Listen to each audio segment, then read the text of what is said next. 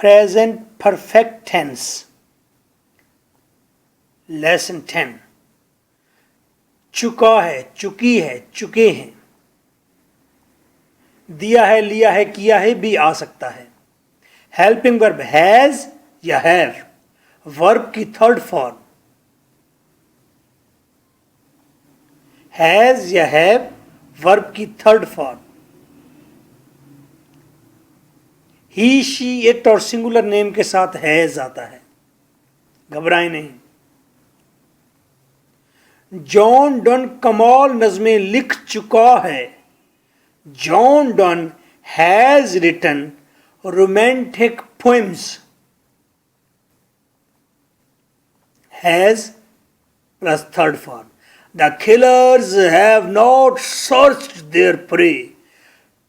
Killers, killers कातिल तलाश नहीं कर चुके हैं। देयर प्रे अपने शिकार को। इन अ रेस्टोरेंट, एक रेस्टोरेंट के अंदर। रेस्टोरेंट, रेस्टोरेंट वो जगह होती है जहां पर वक्ती खाना मिलता है, सोने का इंतजाम नहीं होता। पाकिस्तान में इसका मतलब उलट लिया जाता है। The killers have not searched their prey in a restaurant. Helping verb के बाद नॉट लगाते हैं तो नेगेटिव हो जाता है। हेल्पिंग वर्ब को बाहर रखते हैं तो इंट्रागेटिव हो जाता है।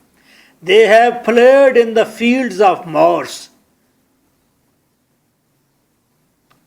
वो मॉर्स की